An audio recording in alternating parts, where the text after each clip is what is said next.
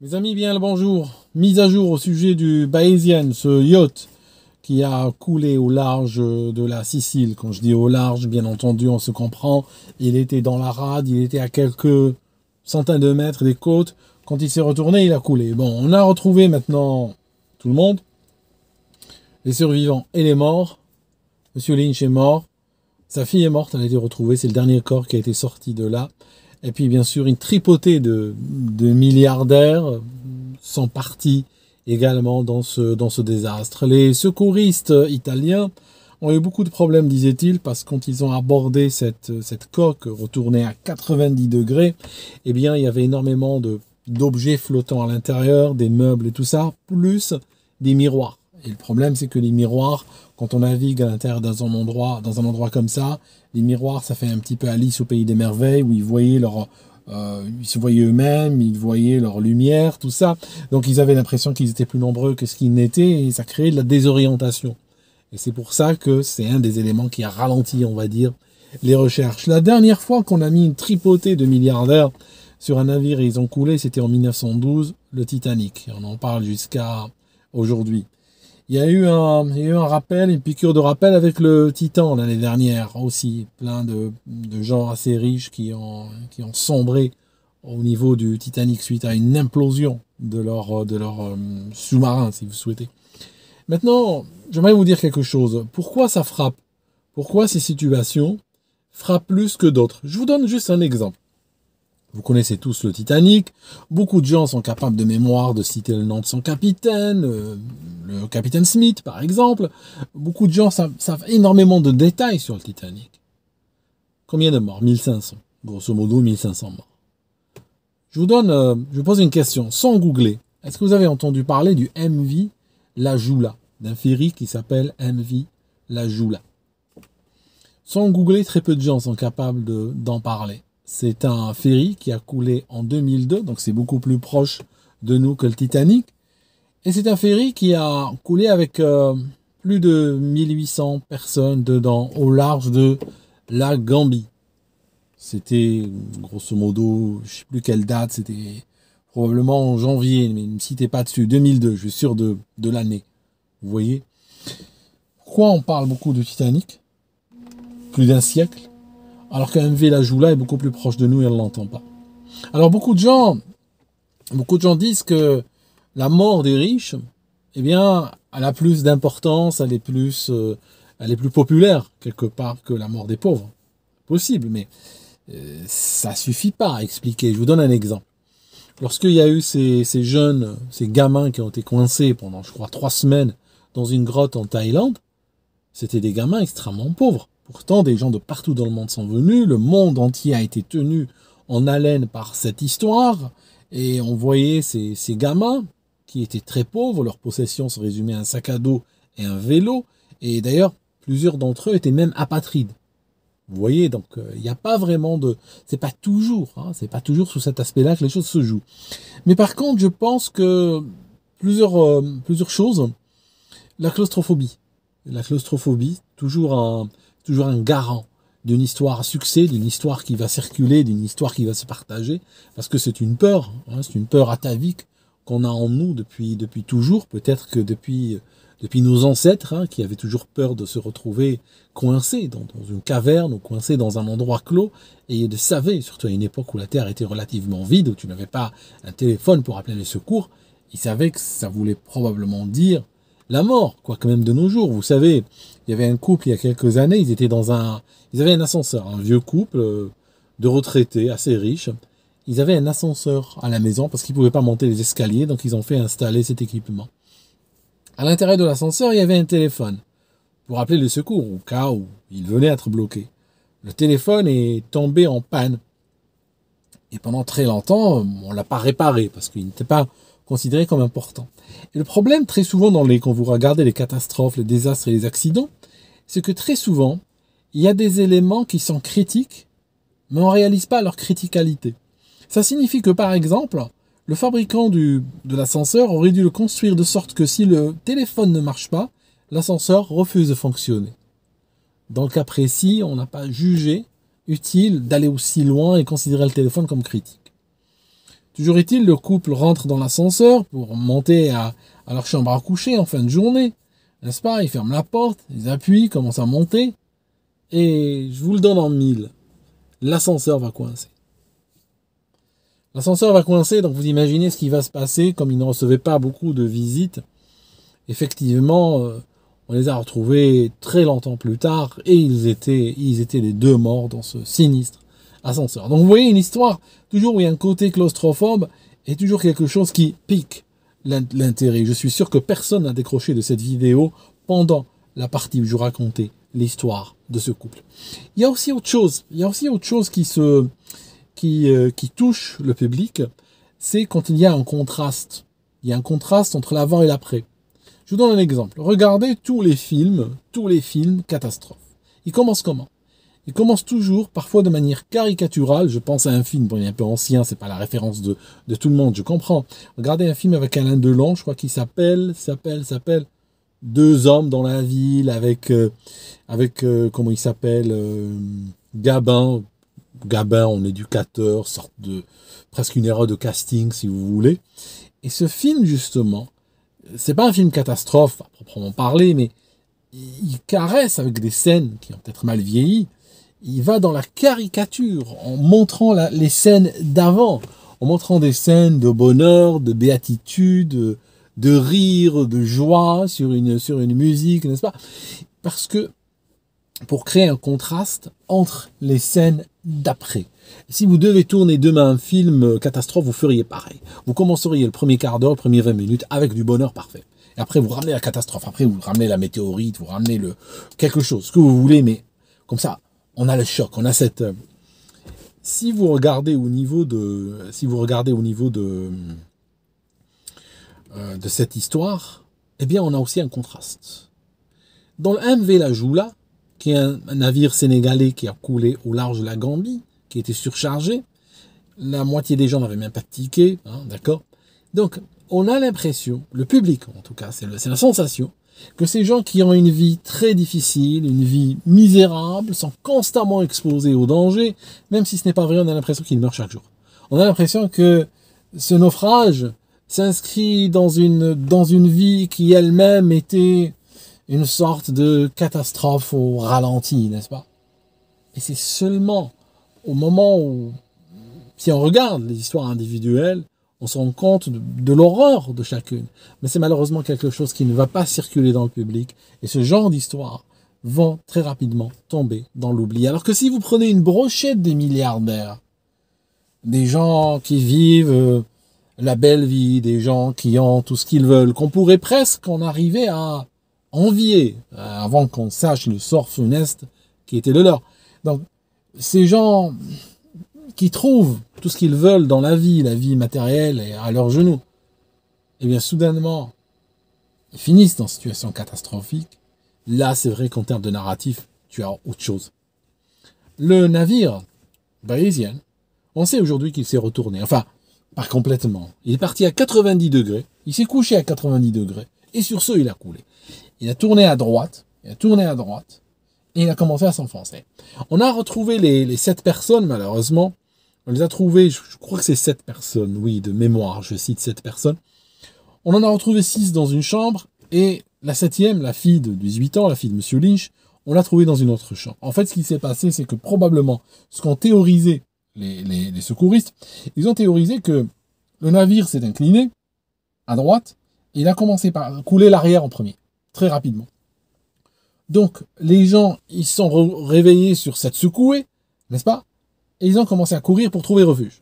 Ils ont trouvé refuge dans les chambres de gauche, n'est-ce pas? À bâbord, comme diraient les marins. Voilà, ils sont rués vers ces chambres-là, et sur ce, le navire était déjà à 90 degrés, créant énormément de désorientation. Parce que regarde, quand tu es à la maison, tu es assis, hein, tu as le plancher devant toi, tu as les murs, tu as le plafond. Dans une maison, c'est quelque chose, et encore, quelque chose de relativement constant. Quand tu es dans un navire, c'est pas tout le temps vrai. Tu peux te retrouver soudainement, l'air de rien, façon Batman, à marcher sur le plafond, par exemple. Tu peux te retrouver à marcher sur le plafond. Le problème, c'est que les gens y dormaient, et soudainement, à la brutale, le navire s'est incliné, et puis il se retrouve par terre, dans ce qu'on appelait par terre, par exemple, tu as un bahut à ta gauche ou à ta droite, et puis soudainement à ta droite, donc apprécie à ta droite. Donc le bahut est à ta droite, soudainement tu te retrouves à te manger le bahut, ta face contre la vitre ou contre le miroir, et puis l'instant d'après, il y a le matelas qui te tombe dessus, les oreillers, ton laptop, la bouteille d'eau, la totale.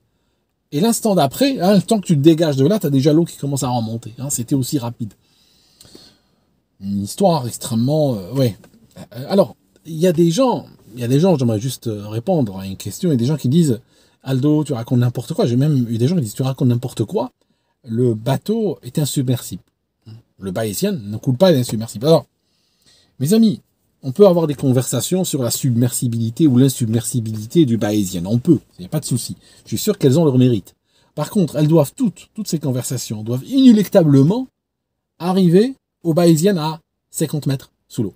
Ça, c'est malheureusement une donnée du problème. Et je vois très très souvent, malheureusement, des gens qui confondent les données du problème avec d'autres points d'analyse qu'on peut discuter. Il y a des pivots d'analyse, il y a des points, on peut les mettre, on peut les enlever, on peut les bouger là, on peut les bouger là. Il y a une chose qu'on ne peut pas bouger. La pièce du puzzle sur laquelle il y a une image du Bayesian plein d'eau à 50 mètres, couché sur le fond. On doit arriver à ça. Un autre navire qui était insubmersible, le Titanic, le RMS Titanic, il était dit à l'époque qu'il ne coulait pas. Bon, il y a une citation, Dieu lui-même ne le coulerait pas, je crois que c'est son fabricant qui l'a dit, mais je n'ai pas trouvé de source fiable pour cette déclaration. Mais néanmoins, la dernière fois que j'ai vérifié, il est quand même, en termes d'altitude, à moins 3800 mètres. Aussi insubmersible qu'il soit. Donc voilà, il faut pas confondre les choses. Maintenant, le navire s'est incliné à 90 degrés. Et l'instant d'après, il a sombré corps et bien. Pour moi, appelez-le quand vous voulez, je m'en fiche qu'il soit beau, qu'il soit élégant, qu'il a une valeur catalogue de location de 200 000 euros par semaine. Pour moi, c'est un piège à rats. Pour moi, il est du même niveau que le Titan de M. Stockton. C'est un piège à rats. Je veux dire, attends, il y a des bateaux, ils ont pris une torpille avec une tête explosive de 150 kilos, ils ont mis 3/4 d'heure à couler. Là, le truc, en temps de paix, tranquille dans la rade, bam, il se renverse, il part. Alors peut-être, et très certainement même, que les fenêtres à droite, n'est-ce pas, sur le côté droit, étaient laissées ouvertes. Et donc quand il s'est incliné, les fenêtres, ok, dans ce cas-là, comme on revient à l'ascenseur du début de la vidéo, les fenêtres sont donc critiques. Si les fenêtres sont critiques, qu'est-ce qu'on doit faire? On doit s'assurer sur un bateau qui a un mât de presque 75 mètres de long, qui a donc qui a une propension à s'incliner. Qu'est-ce qu'on va faire? On doit obligatoirement rajouter une mesure de sécurité. C'est quoi? Par exemple, quand il s'incline, les fenêtres se ferment automatiquement. Ou bien que les fenêtres ne s'ouvrent pas du tout. Ou bien que les chambres soient en soi, soit des compartiments étanches. Ça signifie que s'il va sur le côté, une chambre se remplit. Quelque chose qui se débrouille. Mais pas qu'on laisse un système qui est quand même un piège à rats, qui peut, en cas de vent, couler. Il y a des gens aussi qui m'ont contacté pour me dire « Ouais, mais tu racontes n'importe quoi, c'est pas possible, parce que les bateaux sont tous parqués ou garés ou mouillés ou autre. » Toujours face au vent. Donc, ils sont face au vent, et s'ils sont face au vent, donc si le vent arrive, il ne va pas pouvoir incliner le mât. Encore une fois, mes amis, dans le cas qui nous intéresse, il y a des caméras de surveillance, le mât a été incliné et l'avion. Le bateau s'est penché de 90 degrés, puis il a coulé. Donc ça, on doit arriver à ça, de toute manière. Maintenant, s'il y a des gens qui disent « Oui, c'est arrivé comme ça, le vent, machin », moi je peux vous raconter une histoire. Les avions, par exemple. Les avions. Le vecteur vitesse, il vient d'où? Tu es dans un avion, tu es assis. Imaginons je suis assis dans un avion, ça c'est le hublot. L'aile est dehors, là. L'air, il vient comment? L'air, il vient comme ça. Hein, l'air, il vient comme ça, face à moi. La portance, elle est comment? La portance, elle est comme ça. Tu remarques dans une aile d'avion, la portance est 90 degrés, n'est-ce pas? Par rapport au flux d'air. La portance est perpendiculaire au flux d'air. Alors, si j'ai un mât profilé, façon aile d'avion, sans faire exprès, profilé, Et puis, il est levé comme ça, dans le ciel. Et soudainement, il y a un vent puissant qui change de direction. Et que là, le bateau n'a pas le temps de changer de direction avec, le bateau part sur le côté. Ben oui, why not? Pourquoi pas? Vous voyez ce que je veux dire? Il y a toujours des gens qui disent oui, mais c'est pas possible parce que de toute façon, il était censé supporter tout ça avec des voiles et tout. Oui, mais le fait est qu'il s'est couché, qu'il a vraiment coulé. Voilà, peu importe les calculs, la théorie, tout ça, la pratique, c'est que voilà, c'est arrivé. Donc, comme je disais, ben voilà, ils sont partis avec. Hein. C'est un piège à rats. C'est un piège à rats. Malheureusement, ça arrive. Hein. En fait, il y a quelqu'un qui m'a dit pourquoi ça arrive qu'aux riches ces histoires. En fait, parce que les riches, très souvent, cherchent des expériences uniques. Hein, je veux dire, si tu es pauvre, tu vas jamais couler sur le Bayesian, ça je peux te le dire tout de suite, ou navire équivalent, parce que tu n'auras pas 200 000 euros par semaine pour le louer. Donc ça t'arrivera pas. Donc s'il coule, tu seras pas dedans. Tu vois. Donc c'est comme le Titan. Le Titan, les places, c'est 250 000 $ la place. Tu vois ce que je veux dire? Donc j'ai l'impression que le danger mortel se trouve dans ces zones-là. Hein. C'est vers les 200 000 $, c'est là où tu as des aventures qui peuvent tomber très très rapidement là où tu ne veux pas. Mais ça, voilà, c'est pas la portée de telle mort, je dirais, c'est pas la portée de tout le monde. Hein. C'est des morts qui restent quand même assez coûteuses. Maintenant, le dernier point que j'aimerais évoquer avec vous, et il y a des gens qui m'ont critiqué pour avoir laissé sous-entendre mon étonnement, ma surprise. Il faut savoir que M. Lynch et M. Chamberlain sont compagnons d'infortune, si vous voulez. Les deux étaient en litige aux États-Unis avec extradition, médias, aggravation et tout ça, pour une histoire de 10 milliards de dollars qui aurait disparu. Je veux dire, voilà, c'est un gros magot. Par la suite, les mecs, ils sont acquittés, ils arrivent au Royaume-Uni glorieux, et ils vont faire la fête, et les deux sont morts en 36 heures, l'un de l'autre, de mort violente. Je veux dire, mes amis, ok, je sais pas comment ça marche en Occident, vous savez, moi je suis africain, je sais pas comment ça marche en Occident, mais en Afrique, une information comme celle-ci, ça fait sourciller, hein, ça fait soulever au moins un sourcil. Je n'ai pas d'explication. Bon, j'ai même pas poussé très loin. J'ai même pas été évoqué Monsieur Borghese. Bon, il est mort en 74. Monsieur Borghese, le prince noir, l'italien. Vous savez ce que c'était sa spécialité, Monsieur Borghese? C'est quoi sa spécialité? Je vous le donne en 1000. Vous pouvez le googler. Monsieur Borghese, l'italien, qui a travaillé il a eu ses heures de gloire durant la Deuxième Guerre mondiale et l'époque de Mussolini. C'était un naufrageur de bateaux. Il faisait couler des bateaux. Il a élevé ça en art. Il a inventé la torpille humaine. Il mettait deux gars dans une torpille, il mettait de l'explosif et il fonçait vers un bateau. C'était pas des kamikazes. Je veux dire, on n'est pas au Japon non plus. Mais ils arrivaient de cette manière, tout en douceur, hein, tout en lenteur. C'est pas la torpille qui fonçait à 100 km/h. La torpille allait lentement. Hein, je veux dire, je me demande même s'ils pédalaient pas, n'est-ce pas? Et puis ils arrivaient près d'un bateau, ils le faisaient exploser. Voilà. Bon, maintenant, il n'a pas explosé, le Bayesian, et M. Borghese est mort depuis 74. Donc, voilà, lui, on va pas le suspecter. Mais on se comprend. Je sais pas, moi. Je suis surpris. Voilà. Je suis surpris. J'ai pas d'explication. J'accuse personne. Mais sauf que, il y a quelque part en moi où je me dis, mais c'est pas possible, quoi. C'est pas possible. Il y a quelque chose qu'on n'a pas vu. Il y a quelque chose qu'on n'a pas compris, quoi. Mais en tout cas, une enquête a été ouverte par les Italiens pour, comment on appelle ça? Pour, je crois que c'était homicide. Ouais, je crois homicide. Mais c'est juste pour trouver les causes, hein, pour avoir un dossier judiciaire qui tient la route et avoir autorité à enquêter. Et on va voir ce que ça va donner. Merci, mes amis, d'avoir écouté cette vidéo jusqu'ici. Et puis, on se retrouve dans une prochaine. À très bientôt.